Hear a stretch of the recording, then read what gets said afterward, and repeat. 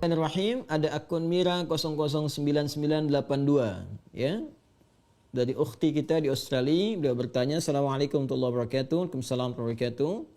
Semoga Ustaz dan keluarga serta seluruh tim Mira Institute selalu berada dalam lindungan Allah Subhanahu wa taala. Semoga Allah Subhanahu wa taala memberikan perlindungan terbaik kepada Anda dan keberkahan di tempat Anda beraktivitas, dan semoga Allah memercikan keberkahan dimaksud pada kita semua. Baik, Ustaz izin bertanya, apabila di masa lalu pernah lalai dalam menjalankan solat, lupa ya beberapa kali, apakah wajib diganti ataukah cukup dengan bertaubat kepada Allah? Karena saya pernah mendengar tidak boleh melaksanakan solat sunnah sampai semua solat yang pernah ditinggalkan diganti. Tapi saya juga pernah mendengar cukup bertaubat kepada Allah dan berjanji tidak akan mengulangi lagi. Mohon bimbingannya Ustaz. Allah barik fi. Baik, seorang yang pernah bermaksiat, apapun itu jenisnya, baik maksiatnya terkait dengan Allah, bermaksiat kepada Allah secara langsung. Ya, contoh diminta untuk beribadah, solat itu kan bagian pokok kepatuhan kita, bukti keimanan kita kepada Allah. Quran surah ke-20 Taha ayat ke-14. Ya, solat itu bagian pokok pembuktian iman kita kepada Allah. Innani anallahu la ilaha illa ana fa'budni wa aqimis salata lidzikri. Aku adalah Allah, tak ada Tuhan yang layak dipertuhankan disembah selain aku, kata Allah, maka sembah aku. Ya, bagaimana menyembahmu ya Allah? Wa aqimis salat, tunaikan salat. Ya, untuk mengingat aku, kata Allah. Quran surah ke-20 Taha ayat yang ke-14. Ada orang tak solat, ya, tapi dia mengaku beriman, atau dia menunda-nunda solat, ya, atau solat semahunya. Ada orang puasa Daud, dia solat Daud. Puasa Daud tu dia puasa Senin, Selasa dia rehat. Ya, Rabu dia puasa, Kamis dia rehat. Tu puasa Daud. Ada ni orang solat Daud. Ya, subuh dia solat, zuhur tak. Asar dia solat, maghrib tak. Itu solat Daud. Itu tidak ada. Ya, dia melakukan itu, dia maksiat pada Allah. Maksiat dalam hal ibadah. Ada maksiat hakun adami, ya, maksiat yang terjadi dari anggota-anggota tubuh pada soalan-soalan yang memang dilarang oleh Allah. Ya, lisan cakap yang baik, dia bercakap tak baik, dia mencela orang lain. Padahal Allah mengatakan, ya ayyuhalladzina amanu la yaskhar qaumin qaum. Hai orang-orang beriman, jangan saling mencela. Quran surah 49 ayat 11, ya. Dia mencela, dia bermaksiat. Semua jenis maksiat ni, baik terkait hubungan dengan Allah ibadah atau terkait dengan interaksi sosial dalam kemanusiaan, muamalah, itu cara mengobatinya untuk kembali pada jalur yang benar. Cara pertama adalah dengan bertobat. Quran surah keempat An-Nisa ayat 17. Quran surah keempat An-Nisa ayat 17. Innamat taubatu 'ala Allahi lilladzina ya'maluna as-su'a bijahalatin thumma yatubuna min qarib. Sungguh taubat yang diterima oleh Allah itu subhanahu wa ta'ala, taubat yang diterima oleh Allah itu subhanahu wa ta'ala adalah taubat dari perbuatan buruk, su. Ya, perbuatan buruk, su itu perbuatan yang menyalahi ketentuan Allah. Ya, diminta memandang yang baik, dia pandang yang tak baik. Diminta solat, dia tak solat. Itu perbuatan buruk. Dan sumbernya dari nafsu yang digoda oleh setan. Jadi perbuatan su itu sumbernya dari nafsu yang diprovokasi oleh setan, digoda oleh setan, dikuasai oleh setan. Itu ada di Quran surah ke-12 Yusuf ayat 53. Wa ma ubarri'un nafsi innan nafsa la'ammaratun bis-su illa ma rahima rabbi.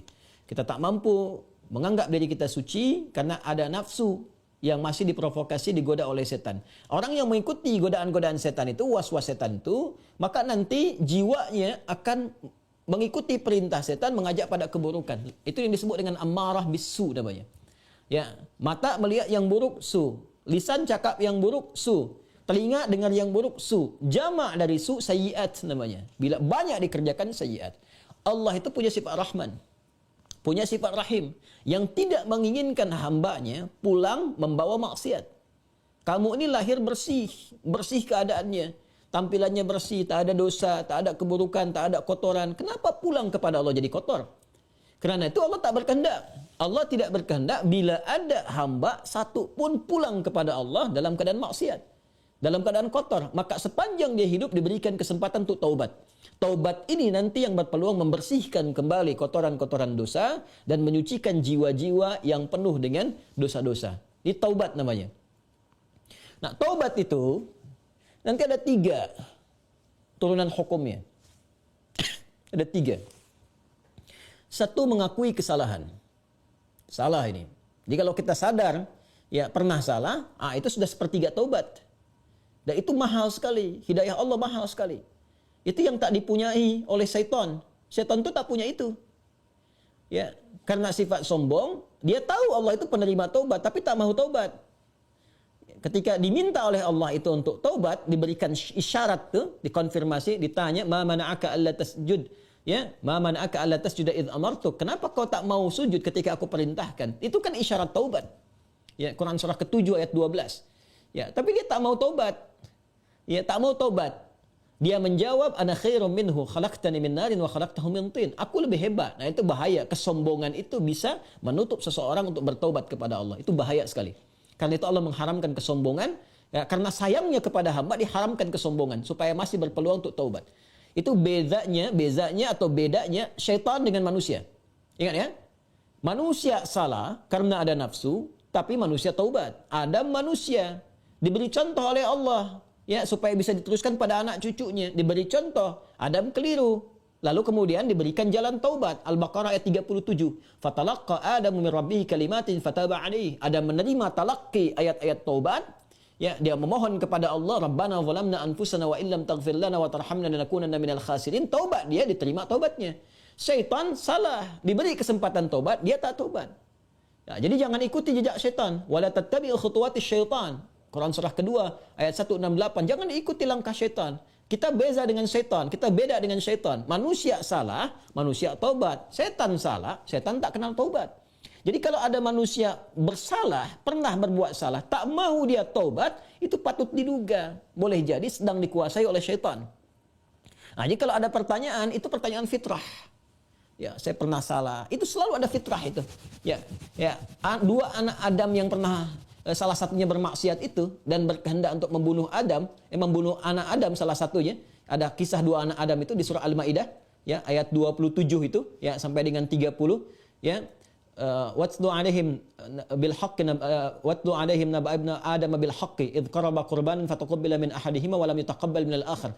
Muhammad SAW kisahkan, bacakan kepada umatmu ya tentang kisah dua anak Adam yang diperintahkan untuk berkorban. Yang satu berkorban baik, yang satu tidak. Ya, maka yang satu diterima, yang satu tidak. Maka yang kecewa ini dia merasa cemburu, ingin membunuh. Nah, ketika akan membunuh ini fatawat nafsu lahu nafsuhu, fatawat tawa itu artinya naik turun. Ya, jadi enggak ya, lakukan tidak ya. Nah, itu di fitrah kita itu selalu ada bagian fitrah yang mencegah berbuat maksiat. Ada yang sifatnya mencegah dari awal, ada yang sifatnya menyesali. Ya, menyesali itu sambil mencela. Kenapa tadi saya harus marah nih sama anak nih? Kenapa tadi saya harus mencela dia? Kenapa tadi harus saya cemberut? Kenapa tadi saya harus berkata yang kasar? Padahal saya bisa berkata yang lembut. Nah, itu ada penyesalan yang kedua sambil mencela diri. Nah, bagian yang kedua ini setelah tak mampu mencegah, dia menyesali, disebut lawam namanya. Sifatnya lawamah. Ya, makanya ada yang dikenal dengan nafsul lawamah. Diri, jiwa yang mencela. Kenapa melakukan itu? Nanti puncaknya terjadi di akhirat. Saat kembali, saat hari kiamat. Ya, banyak orang menyesal. Kenapa dulu tak begini? Kenapa dulu harus begitu?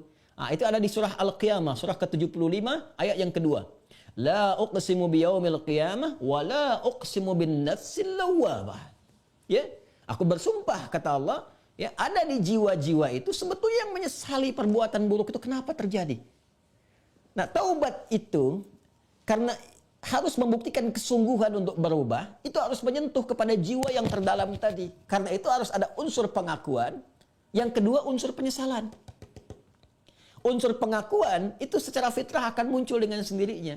Karena itu kalau keluar dia di pernyataan, itu Masya Allah, itu sudah hidayah Allah yang sudah masuk ke dalam jiwa. Jangan tinggalkan. Cepat ambil. Ya, siapapun pelaku maksiat akan ada bersitan, sekelebat dalam jiwanya itu berpikir, apa aku harus selalu begini gitu. Ya, mungkinkah aku berubah? Nah, kalau ada hal semacam itu sudah hidayah. Ya, kalau ada orang banyak berbuat maksiat pun kita sekelilingnya itu kita mendoakan, malam-malam kita sujud minta pada Allah supaya diberikan hidayah. Jangan-jangan dia itu ditempatkan jadi tetangga kerabat kita, berkehidupan dengan kita supaya memang kita bisa mendoakan dia. Ya, bukan mengutukinya, mencelaknya, tidak. Mungkin supaya dengan adanya kita ini dia bisa melihat jadi wasilah hidayah dari Allah Subhanahu wa taala. Jadi pertanyaan semacam ini itu sudah sepertiga bagian dari karunia Allah. Selanjutnya apa? Sesali. Sesali itu. Jadi mengakui. Nah, ini sudah disampaikan. Kedua, menyesali. Menyesal itu sudah bagian perwujudan, ya, supaya kita bisa mengendalikan nafsul lawamah tadi, supaya tidak dibawa ke akhirat. Ya, jadi dengan menyesal itu nanti digugurkan oleh Allah hal-hal terkaitnya sehingga lapang hati kita. Ciri orang taubat itu, ya, kalau dia sudah bertobat mendekat kepada Allah, yang pertama diberikan oleh Allah kelapangan hatinya, ada ketenangan. Ya, yang tidak bisa dirasakan ya dengan bandingan-bandingan materi. Tidak sama dengan ketika diberi materi dunia, dikasih uang, ya, senang, bahagia, lapang, dikasih kereta, bahasa Malaysia kereta, mobil, ya, atau fasilitas lain, senang, lapang. Taubat itu punya ciri sendiri, tak sama dengan kebahagiaan itu. Ya, dia ada menghunjam ke kedalaman hati itu, ada ketenangan, ya, ada kelapangan. Jadi begitu kita sujud, ya kan? Kemudian kita minta ampun, mengakui, menyesali, air mata keluar, getaran itu yang menggerakkan jiwa, nah itu sudah menyentuh kepada hati. Ya. Jadi ulama dahulu mengajarkan taubat itu sampai hatinya tersentuh. Ya, bukan taubat yang di lisan saja, saya taubat ya Allah, taubat ya Allah. Ya, taubat itu mesti mampu melapangkan hati, jiwanya mesti tersentuh. Keadaan hati yang lapang, yang tersentuh, sehingga menjadikan cawan hatinya terbuka, siap menerima perubahan, itu disebut nasuha namanya. Nasuha. Ya, karena itu pernah dengar nasihat. Saya mau minta nasihat dari Ustadz. Nasihat. Nasihat itu dari kata nasoha. Sesuatu yang melapangkan. Karena kalau kita dengar nasihat, hati kita lebih lapang. Anda punya masalah, konsultasi, diberikan jawaban, hati lapang. Itu nasihat namanya. Ya, seakar dengan kata nasoha. Nasoha yansohu. Sifat keadaannya disebut nasuha. Karena itu kita mendengar ada ungkapan, istilah, bahkan diambil dari ayat-ayat yang sampai kepada kita, taubat nasuha. Ya kan? Taubat apa? Nasuha. Taubat yang mampu melapangkan hati. Caranya bagaimana? Mengakui, menyesali. Penyesalan itu harus langsung bisa menyentuh kepada jiwa. Ya, karena itu ada ulama mengajarkan istighfar sekian kali supaya jiwanya tersentuh, bangun di malam hari, ya kan? Yang ketiga, di bagian terakhir, membuktikan perubahan dari hasil taubat itu. Membuktikan perubahan dari hasil taubat itu dengan beramal soleh. Dengan beramal soleh. Jadi kalau saya bisa ilustrasikan seperti ini. Bismillah. Ini salah. Perbuatannya disebut dengan su. Ya, dengan segala turunannya. Mata salah, telinga salah, lisan salah sampai ke kaki, itu perbuatan su. Jamaknya sayyiat. Ya, tadi Quran surah ke-4 An-Nisa ayat 17 yang menggunakan su, 18-nya sayyiat. Ayat 17, innamat taubatu 'ala Allahi lil ladzina ya'maluna su'a bijahalatin. Ayat 18-nya, wa laysatit taubatu lil ladzina ya'maluna sayyiat. Ya, dan seterusnya ayat. Ini yang jelek, saya silang. Lawan dari ini namanya salih. Jamaknya salihat. Wal 'asr innal insana lafi khusr illa alladhina amanu wa 'amilus salihat. Ya, man amana wa 'amila amalan salihah. Ini tunggal, ini bentuk jamaknya. Taubat adalah jembatan yang mengalihkan perbuatan buruk ini kepada amal saleh ke sini. Tadi diawali dengan mengakui, ya Allah salah nih. Nah, biasanya Allah bantu dengan hidayah, ada pengakuan itu. Ya, ada pengakuan dalam diri kita, mengakui kita berdosa, mengakui kita keliru, kan? Diberi jalan oleh Allah, diberikan sentuhan. Nah, ini anugerah yang pertama nih. Karena itu kalau ada diberikan ini, tadi saya katakan itu sepertiga dari anugerah. Sambut dengan penyesalan, menyesali. Menyesal ini tak hanya mengatakan, kita cakap, kita katakan saya menyesal ya Allah, tak. Sampai merasakan di hati itu kelapangan. Itu yang disebut nasuha. Taubat nasuha, taubat yang melapangkan kepada jiwa, kepada hati. Ya, sampai merasa tenang, enak, kan? Mampu membezakan antara ini keliru, ini benar, kan? Kita menyesal, air mata keluar. Makanya Nabi pernah menyampaikan dalam kondisi seseorang itu, Masya Allah, kan? Dia dalam keadaan sunyi, sendiri, lalu menetes air matanya karena merasa berdosa. Ya, menyesal dia, menetes air mata dalam kesendirian karena merasakan penyesalan dari dosa. Seketika Allah turunkan ampunan untuknya. Ya, itu banyak riwayat-riwayat yang sahih. Yang ketiga, membuktikan keberhasilan dari taubat ini dengan merubah ini yang yang sayyiat jadi saleh, salihat. Mengganti perbuatan buruk yang salah itu dengan amal yang saleh. Apa kaitan dengan pertanyaan tadi dari saudari kita yang dari Australia tadi? Ya, kaitannya adalah ini bentuknya seperti apa? Apakah harus sama dengan jenis kesalahan yang dilakukan? Atau berbeda? Yang penting amal soleh saja. Karena ayat-ayat Quran yang mengiringi ini sifatnya memberikan kata umum. Ya, faman taba wa aslaha. Siapa yang tobat wa aslaha. Kemudian dia memperbaiki diri. Aslaha itu kan berubah menjadi soleh. Aslaha yuslihu. Aslaha. Itu banyak ayat di Al-Quran tuh. Mentaba wa aslaha. Taba wa aslaha. Dia taubat lalu dia buktikan ingin berubah jadi soleh. Memperbaiki diri. Ya, karena katanya masih umum sifatnya, karena itu terbuka untuk bisa mengerjakan berbagai hal. Yang penting ada pembuktian. Jadi yang dituntut dari taubat itu sifatnya pembuktian saya berubah. Ya, pembuktian saya berubah. Itu intinya. Ya, jadi ketika sampai di level kedua ini pun ampunan turun. Tapi untuk membuktikan bahwa kita sudah meraih ampunan itu, kita buktikan dengan merubah diri. Berubah dari sini, bertransformasi, berpindah ke sini. Bagaimana caranya? Buktikan. Disinilah kemudian para ulama membimbing kita. Ya, ada pendapat misalnya yang mengatakan kalau jenis yang ditinggalkan perbuatan sayyiatnya atau maksiatnya ya terkait dengan ibadah kepada Allah, pernah meninggalkan salat, ya kan? Maka bagaimana cara memperbaikinya? Ganti, perbaiki salat ini. Ya. Dari yang pernah kemudian ditinggalkan, maka ada yang berpendapat dengan qada salat ketika ingat dikiaskan. Ya. Maka di waktu-waktu tertentu, ya, saat yang bersamaan, misal setelah salat zuhur ditunaikan, zuhur selesai ditunaikan, ya, maka yang lain ada salat sunnah, dia mencoba untuk mengganti dahulu yang terdahulu, yang pernah dia rasakan tertinggal, dia niatkan untuk mengganti. Ya, ini di mazhab Syafi'i sangat populer. Ya, maka dia salat kemudian untuk dia niatkan mengganti yang terdahulu.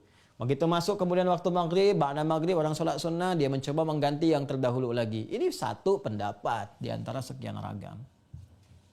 Ya. Ada kedua yang berpendapat, tak dibatasi dengan sholat ini saja. Ketika dia tobat, diterima tobatnya, diampuni. Kalau sudah ampun, turun, ampunan Allah turun, diampuni, ya gugur yang kemarin itu, selesai. Tinggal dia buktikan memperbaiki. Bagaimana cara memperbaikinya? Ya, sesuai dengan keadaan dia yang baru. Kalau dia sudah kerjakan sholat zuhur, ya sudah, selesai sholatnya. Mengganti yang dulu-dulu, perbanyak amalan yang lainnya dengan sholat sunnah. Dia kejar qobliyah zuhurnya, dia kejar ba'diyah zuhurnya, untuk membuktikan kepada Allah bahwa dia telah sungguh-sungguh berubah. Ya, ini hanya ragam saja bagaimana kita kemudian bisa memilih di antara ini, dan semua punya jalurnya yang dapat dipertanggungjawabkan secara syariat.